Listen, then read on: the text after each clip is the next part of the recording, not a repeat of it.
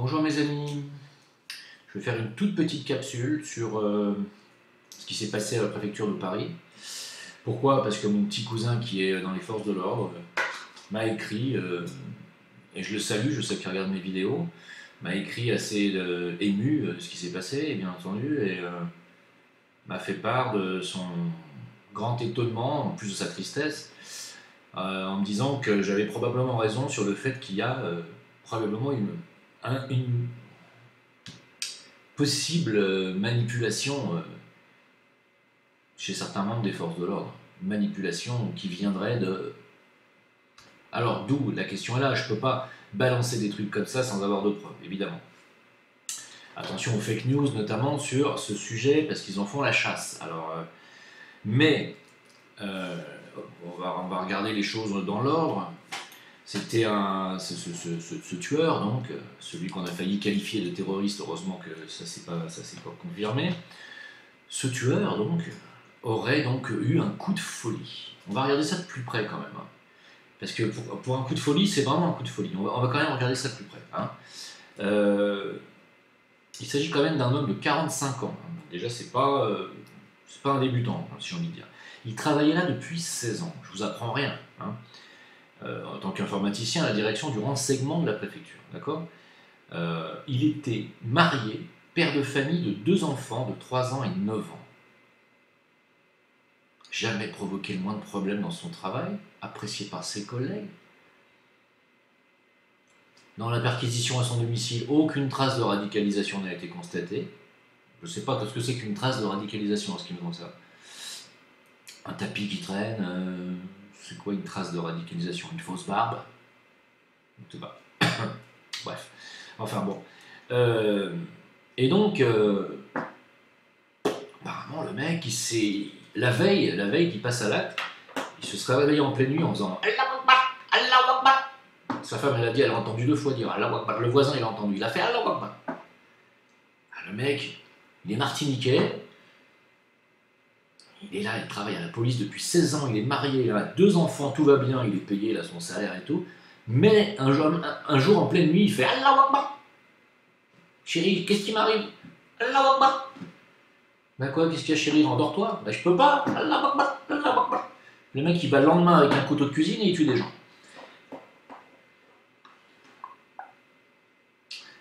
C'est l'aspect étrange, moi, de ce c'est pas marrant, hein, je trouve pas ça drôle, hein, je tiens à vous le dire. Je dis juste que c'est bizarre, non? Qu'est-ce qui peut bien passer dans la tête d'un mec qui est marié, qui a 2 gosses, qui a un emploi stable, fonctionnaire, payé, avec... En plus, faut pas oublier un truc, c'est qu'il était habilité secret défense.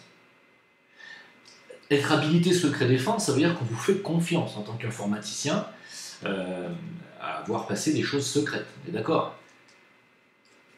Le mec, s'il avait voulu se rebeller contre sa direction ou contre le gouvernement ou des trucs qu'il aurait vu passer, qui l'auraient révolté, il aurait laissé un petit mot, un message, il aurait laissé un courrier, sachant très bien qu'il allait se faire buter. Hein.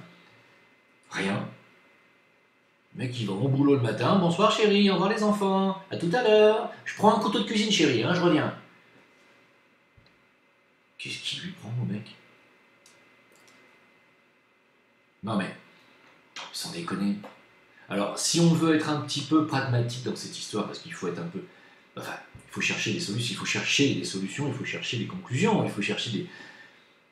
Moi, ça fait quand même des mois que je vous dis, vu le nombre de suicides qu'il y a dans les rangs, police, plus de 50 depuis le début de l'année, c'est énorme, c'est énorme. Alors c'est pas autant que les agriculteurs, mais les agriculteurs se suicident avec une raison précise, hein, c'est qu'ils se sont fait mettre à poil depuis des années et qu'ils ne font que travailler, ils ont des terres, ils travaillent, ils bossent, ils fournissent, ils engrangent des tas et des tas de récoltes qu'ils vendent à perte, et ils se font prendre leurs terres, ils se font prendre, voilà.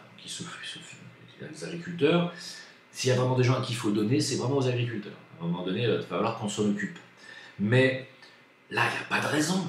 Les policiers n'ont pas de raison de se suicider. J'en ai parlé avec mon cousin, je lui ai dit, mais qu'est-ce qui se passe? Pourquoi vous vous suicidez?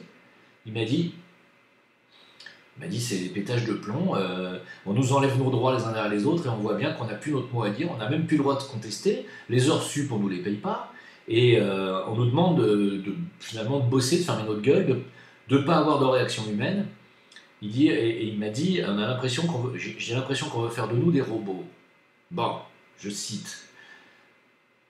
Évidemment que c'est ce qu'on demande à des forces de l'ordre, hein. C'est d'obéir aux ordres, point. C'est comme à l'armée, tu tires quand on te dit de tirer. Oui, mais là, c'est un gosse que j'ai en joue, là. Tu tires. Ah bon, tu tires. C'est ça l'armée.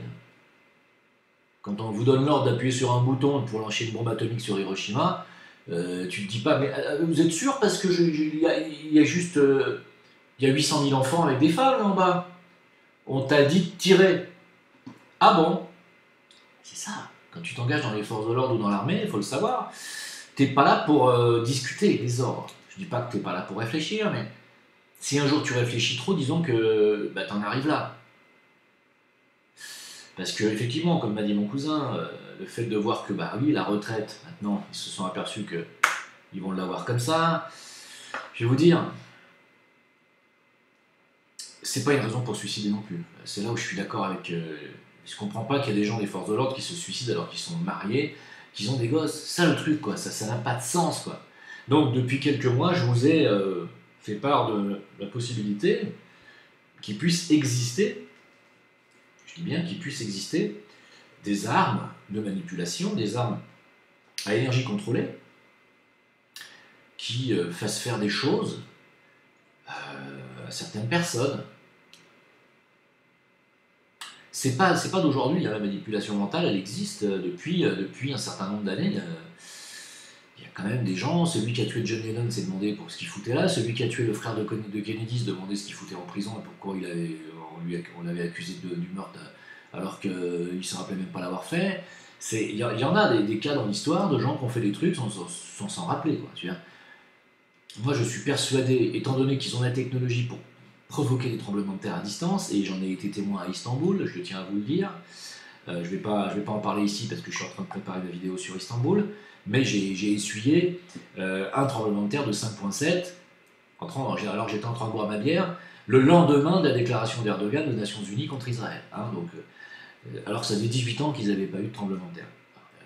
Et ce jour-là, en plus, ils ont eu trois attentats contre des casernes militaires, en plus, le même jour. Truc peu probable que ça arrive en même temps. Mais bon, c'est pas grave. Moi, je vous dis, ils ont les technologies pour provoquer les tremblements de terre. Cela, vous allez pouvoir le trouver sur Google, même sur YouTube. Armes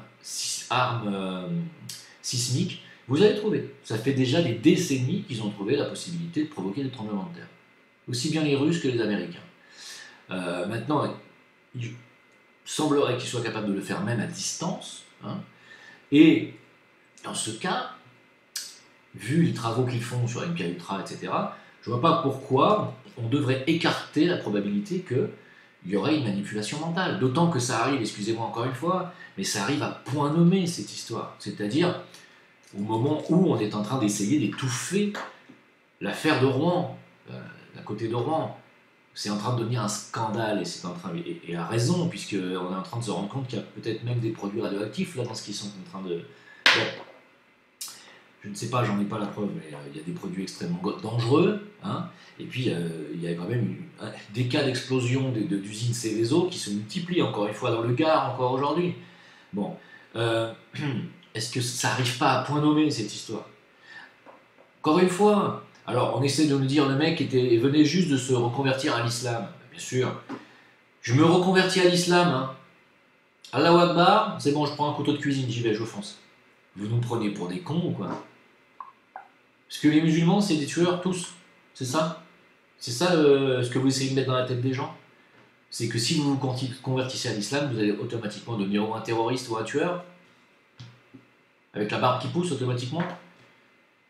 Il faut essayer de sortir de ça, parce que là, il y a une manipulation mentale qu'on est en train de vous faire sur vous. Moi, j'habite dans un pays musulman. Si tous les musulmans étaient des tueurs, surtout envers les goy, envers les non-musulmans, je pourrais pas sortir dans la rue. Je serais déjà plus vivant depuis longtemps, ça fait 12 ans et demi que je suis là. Hein. Je suis parti en Turquie, on m'a dit fais gaffe, c'est islamiste, fais attention. Hein. Fais attention. Vous allez voir le film que je suis en train de faire. Vous allez voir la capsule que je suis en train de faire sur Istanbul, et après vous allez encore me dire fais attention. C'est en France qu'il faut faire attention, les amis. C'est pas ailleurs, c'est pas dans les pays musulmans. Allez dans un pays musulman, n'importe lequel, vous serez en sécurité. Je vous le dis, je ne me suis jamais senti autant en sécurité qu'en Turquie. Impossible qu'un mec puisse passer une bombe ou dans un avion ou dans un hôtel comme ça, c'est pas possible.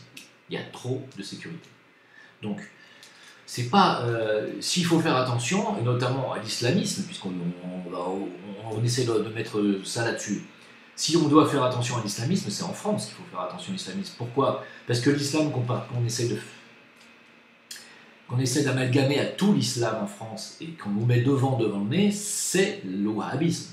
C'est-à-dire ce faux islam d'Arabie Saoudite, en réalité, qui est un islam inventé par nos chers amis d'à côté, nos maîtres, si je puis dire. Le wahhabisme, c'est pas l'islam. Hein. Alors, c'est un islam, on ne sait pas d'où il sort. Hein. Enfin, si, on sait très bien, mais c'est pas l'islam. Si vous allez au Maroc, c'est pas le wahhabisme. Hein. Venez voir, mais venez voir, mais venez me voir. Si vous ne me croyez pas, venez me voir et je vous fais une sortie. Voilà, je vous amène, je vous fais le guide touristique et je vous amène, je vous promène et après vous allez me dire « Ah mais c'est quand même dangereux où on est allé ». On verra, on en reparlera, d'accord? Vous allez me dire « La vache, qu'est-ce que c'est accueillant, qu'est-ce qu'ils sont gentils ». C'est ça que vous allez me dire. D'accord? Donc, arrêtez de dire des conneries sur l'islam. C'est pas parce qu'un mec se convertit à l'islam que le lendemain il prend un couteau de cuisine et il tue ses collègues avec lesquels il bossait depuis 16 ans. Alors qu'il a 2 gosses, qu'il est marié, qu'il a un salaire et qu'il a la sécurité de l'emploi en tant que fonctionnaire. Et qu'en plus, il est habilité secret défense. Les mecs, oh. Donc, il y a quelque chose qui cloche. J'ai pas la preuve de ce que je dis. Disons que il va peut-être falloir commencer à y penser à un moment donné. Il y a quelque chose qui ne va pas. Cette affaire est aussi louche que l'incendie de Notre-Dame. C'est aussi logique de dire que ce mec-là s'est levé un matin en disant « Bon, je vais péter un plomb aujourd'hui, je vais tuer mes collègues, comme ça je me fais tuer, et puis comme ça je ne reverrai pas ma femme, mes gosses. » C'est aussi logique de dire que ce mec-là a eu un coup de folie que de dire que la Notre-Dame peut brûler toute seule, ou brûler avec un mégot. C'est autant probable. Alors, qu'est-ce que c'est que ce pastis? Je n'ai pas plus d'explications que ça, les gars. Ça ressemble à quelque chose qui est commandité dans l'ombre, avec une technologie de l'ombre qu'on ne connaît pas, et qui tombe à point nommé, encore une fois. Voilà. Je ne serais pas étonné que dans un futur proche, d'autres choses de ce style se produisent. Parce que la grande crise financière, la grande crise bancaire arrive, hein, et qu'on essaye de nous cacher ça. Voilà. Donc, je ne serais pas étonné que tout ceci s'inscrive, que ce soit les explosions de Seveso, ou que ce soit ce malheureux épisode, ou que ce soit la suite de ce qui va arriver, je ne serais pas étonné que tout ça s'inscrive dans un grand plan de diversion, pour pas que les gens regardent ce qui se passe au niveau des banques. Parce que vous allez tout paumer. Voilà. Alors je sais que cette vidéo sera démonétisée, elle sera peut-être même très probablement limitée à moins de 18 ans ou un truc comme ça. Alors je vais probablement la copier, la mettre sur Dailymotion et la mettre sur d'autres sites de diffusion. Je le dis à mes amis de YouTube qui aiment bien me censurer, c'est pas la peine de me censurer, je vais la mettre partout. Moi je vous remercie de m'avoir écouté, et puis j'ai envie de dire à suivre, voir ce qui va encore se passer, parce que ça sent pas bon tout ça. Hein. Je vous remercie beaucoup. Condoléances aux familles, bien sûr, et puis tenez bon. À bientôt. Ciao.